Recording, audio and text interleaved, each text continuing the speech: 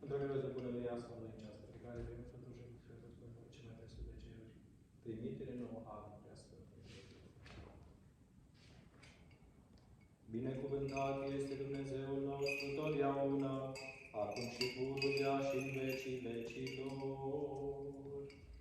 Amin. Sfinte Dumnezeule, Sfinte tare, Sfinte fără de moarte, miluiește-ne pe noi.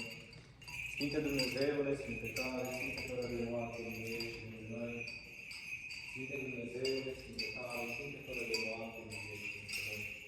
Părinte Tatălui și Fiului și Sfântului Duh, și acum și pururea și în vecii vecilor. Amin.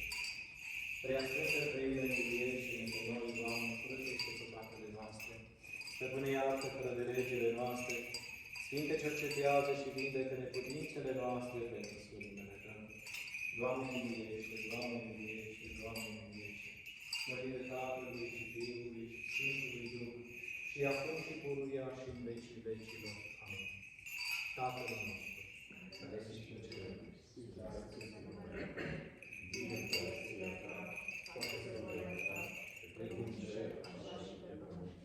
Pâinea noastră, cea de toate zilele, nouă astăzi și iartă nouă greșelile noastre, precum și noi iertăm greșiților noștri. Și nu ne duce pe noi în ispită și nu mântuiește cel rău. Ca Ta este împărăția și puterea și mărirea Tatălui și a Fiului și a Sfântului Duh, acum și pururea și în vecii vecilor. Amin.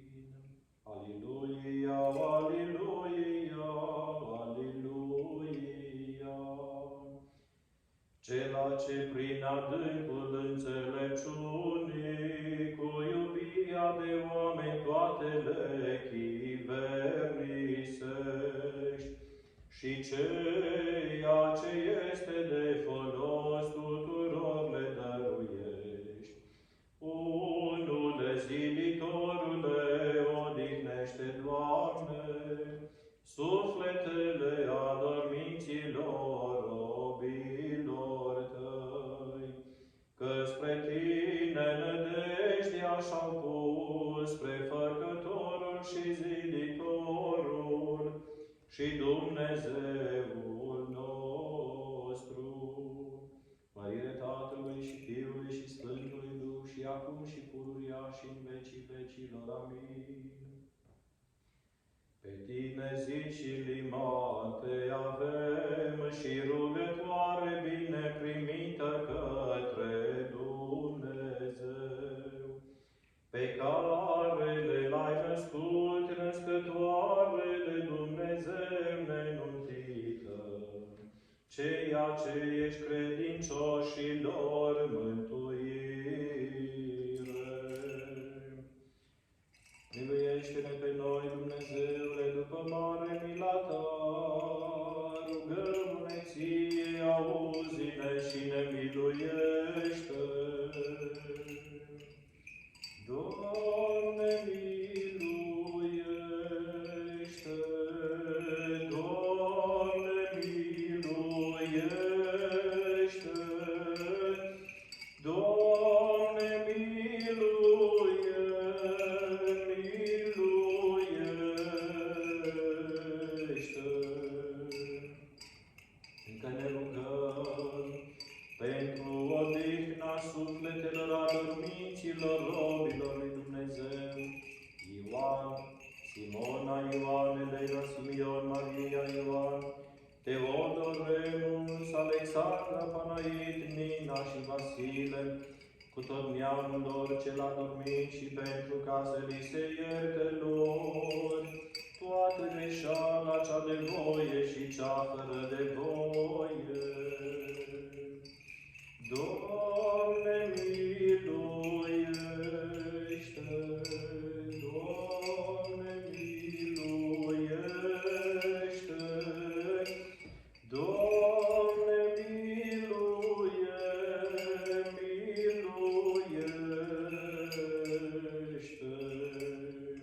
Ca Domnul Dumnezeu să așeze sufletele lor de toți drepți și se odihnesc,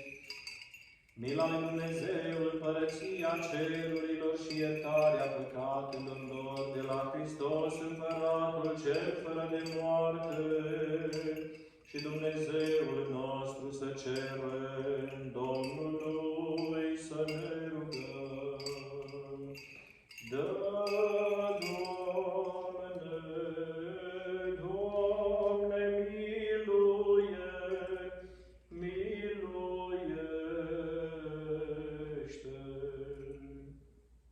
Dumnezeul Duhului și a tot trupul, care călca moarte și pe diavol a stupat și a oferit viață lumii tale. Însuși, Doamne, odihnește și sufletele adormiților robilor tăi, Ioan, Simona, Ioan, Elena, Simion, Maria, Ioan, Teodor, Remus, Alexandra, Panait, Nina și Vasile, cu tot neamul lor cel adormit. În loc luminat, în loc verdeață, în loc de odihnă, de unde a fugit toată durerea, întristarea și suspinarea. Și ca un Dumnezeu bun și iubitor de oameni, orice greșeală a săvârșit ei, cu cuvântul, cu lucrul sau cu gândul, iartă. Dumnezeu să ierte.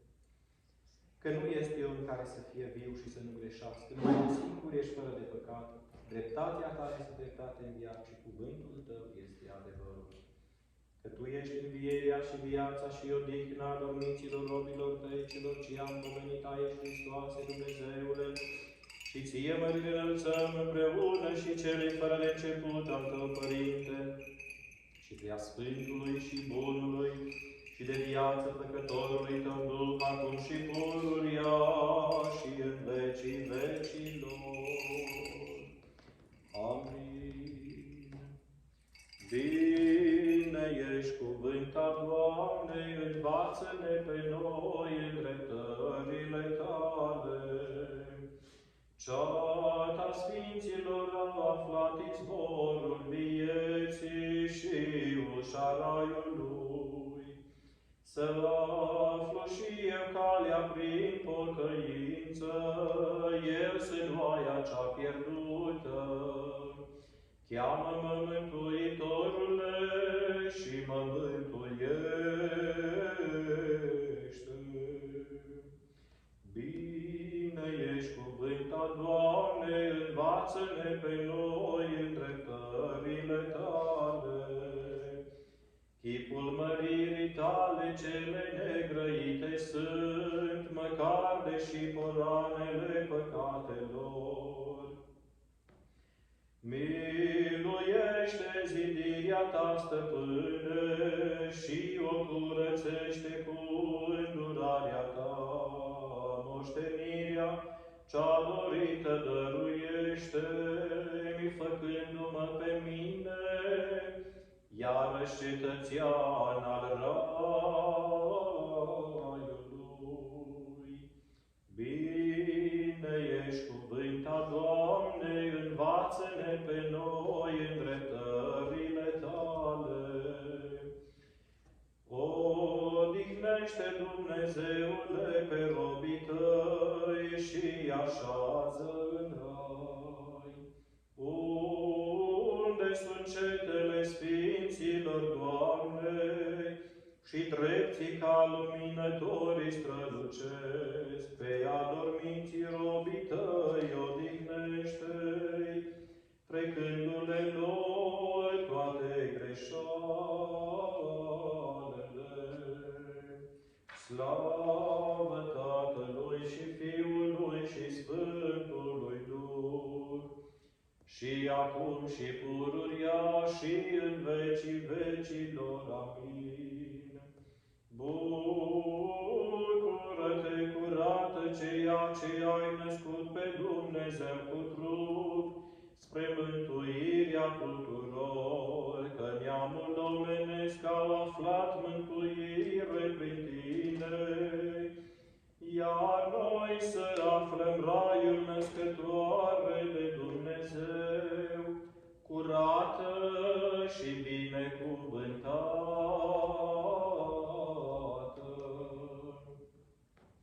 Aliluia, aliluia, aliluia, slavă ție, Dumnezeule! Aliluia, aliluia, aliluia, slavă ție, Dumnezeule! Aliluia,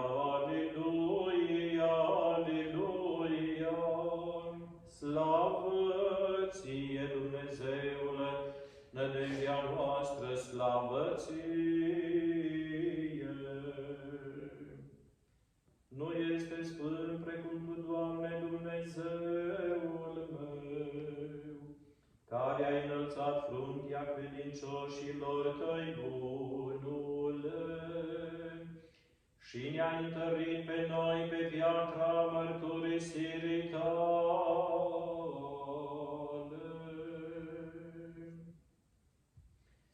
Cu adevărat, deșertăciune sunt toate,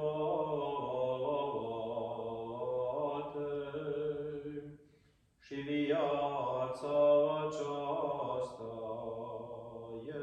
este umbră și vis, că în deșert se tulbură tot pământeanul, precum zice Scriptura,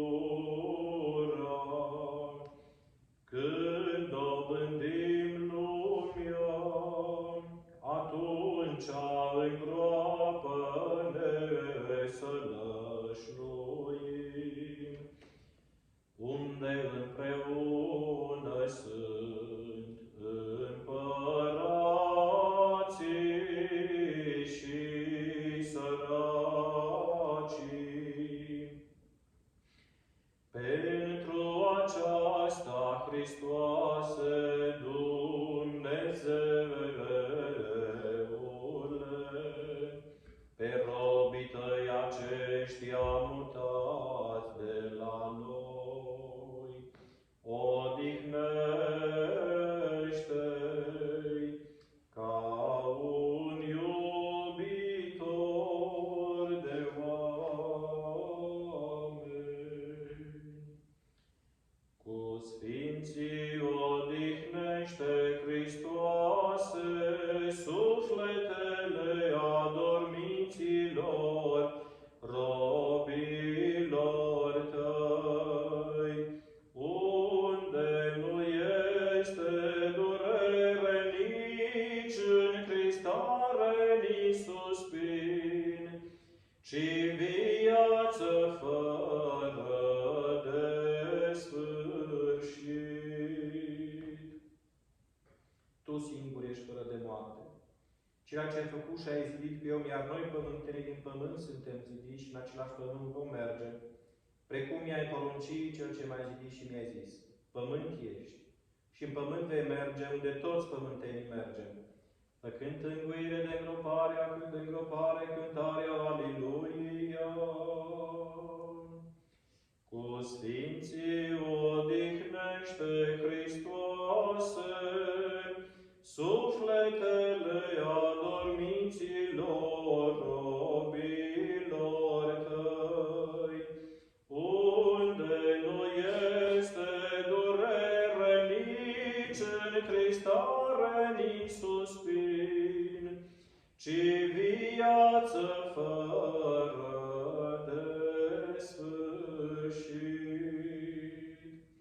Pe Dumnezeu al vedea nu este cu putință oamenilor, spre care nu putează căuta oștile îngerești, iar prin Tine, prea curată, s-a arătat oamenilor cuvântul întrupat, pe care le mărindu-l cu oștile îngerești, pe Tine te fericim.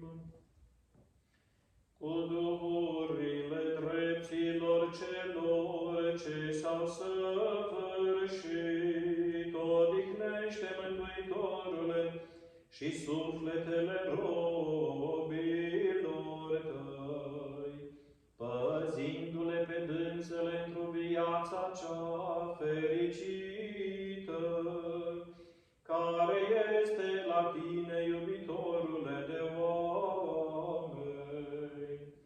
In your rest, O Lord, where all your servants repose, rest the soul of your servants, for you alone are immortal.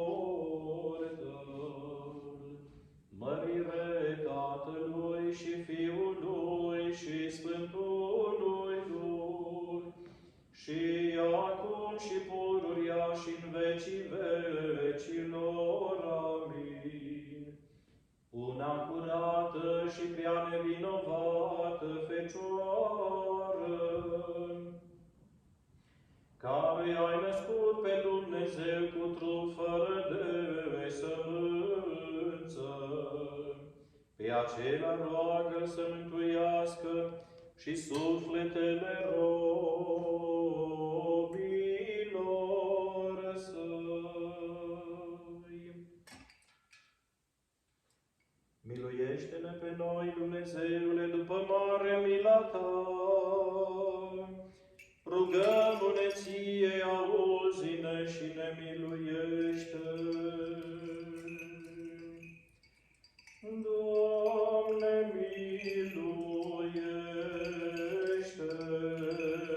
Doamne, miluiește!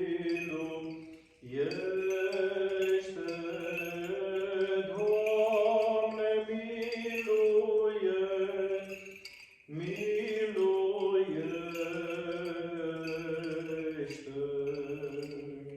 Încă ne rugăm pentru odihna sufletelor adormiților robilor lui Dumnezeu, Ioan, Simona, Ioan, Elena, Simion, Maria, Ioan, Teodor, Remus, Alexandra, Panait, Nina și Vasile cu tot neamul lor cel adormit, și pentru ca să li se ierte lor toată greșeala, cea de voie și cea fără de voie. Doamne, miluiește! Doamne, miluiește! Doamne, miluiește!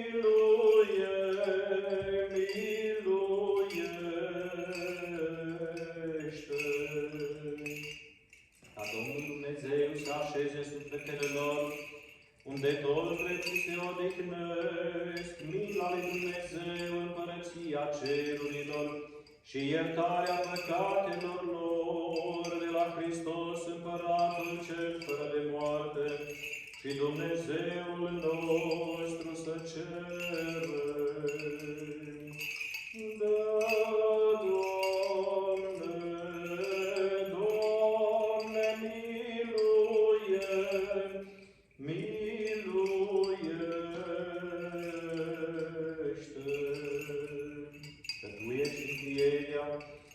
Viața și odihna adormicilor robilor tăi, celor ce i-am pomenit aici, Hristoase Dumnezeule, și ție mărire înălțăm împreună și cele care de început al tău, Părinte, și pe a Sfântului și Bunului și de viață Făcătorului tău Duh, acum și pururia și în vecii vecilor.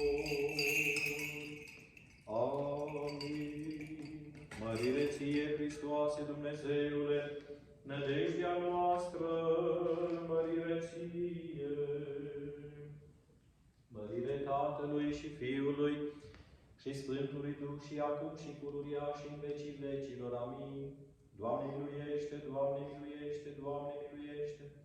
Cel ce a înviat din morți, Hristos, adevăratul Dumnezeul nostru, pentru rugăciunile preacurate Maicii sale, ale Sfinților și întru tot lăudaților apostolilor, precuvioșilor și Dumnezeu purtătorilor părinților noștri, ale Sfântului și Dreptului Lazar, cel a patra zi înviat din morți, și pentru ale tuturor Sfinților, sufletele robilor săi, Ioan, Simona, Ioan, Elena, Simion, Maria, Ioan, Teodor, Remus, Alexandra, Panait, Nina și Vasile, cu tot neamul lor cel adormit, mutați la noi în corturile dreptilor să-i așeze. De sânul lui Avram să-i odihnească, cu drepții să-i numere, iar pe noi să ne miluiască ca un bun și de oameni iubitori. Amin.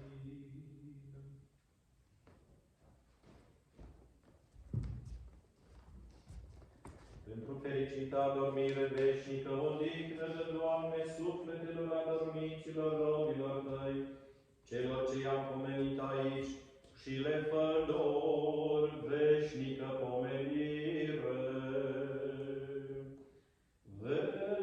Veșnică pomenire, veșnică pomenire,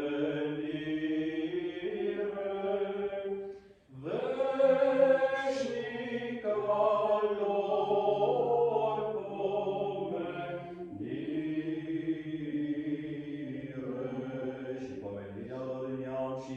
și le fă lor, Doamne, veșnică pomenire. Veșnică pomenire,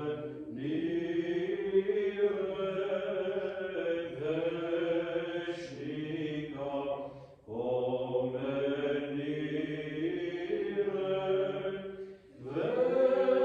veșnică lor pomenire.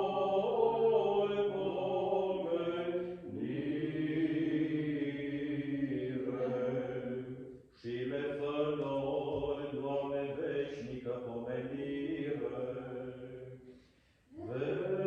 Veșnică pomenire, veșnică pomenire,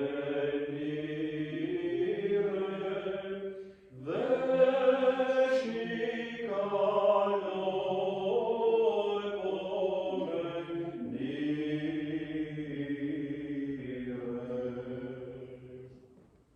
Dumnezeu să ierte și să-i odihnească iar pe noi, să ne miluiască ca un bun și de oameni iubitor. Amin. Pentru rugăciunile Sfinților Părinților noștri, Doamne Iisuse Hristoase, Fiul lui Dumnezeu, miluiește-ne și ne mântuiește pe noi. Amin. Dumnezeu să ne câștige. Dumnezeu să ne asculte rugăciunile și ne împlinească. Cred că Tatăl nostru și un Tată binecuvântat. De ce? Printr-o anumită formă a reușit să vă transmită, să vă facă responsabilă, să aveți grijă de sufletul lui. Noi suntem ortodoxi. Trebuie să ducem mai departe ceea ce avem. Să suntem aviați, ne rugăm pentru sănătatea părinților, când trec la cele 10 și ne rugăm pentru sufletul lor. Dumnezeu să ne împlinească. Deci, uite, suntem departe de țară. Dacă eram în România, erau mai multe neamuri, mai mulți. La 40 de zile ne adunam. Ce se întâmplă? Noi, la 40 de zile, ne adunăm toți și ne rugăm pentru sufletul lui. Că, de fapt, ei ne adună pe noi. La 6, la 3 luni sau la 6 luni sau la un an, suntem, poate la mare ne adunăm o dată. Pe urmă, din ce în ce mergem în fiecare drumul nostru, dar nu uităm oriunde am fi să ne rugăm pentru sufletele lor. Foarte important, știți? Totdeauna așa mă bucur, da, părinții și oamenii vor. Și normal, asta e ciclul vieții. Dar mă bucur pentru că, iată, sunt oameni și chiar dacă suntem departe, n-am uitat să facem ceea ce se cuvine pentru părinții noștri. Să ne rugăm pentru sufletul lor. Să ne întâlnim acolo cu bine, să ne vedem acolo rău. Sperăm că toți o să ajungem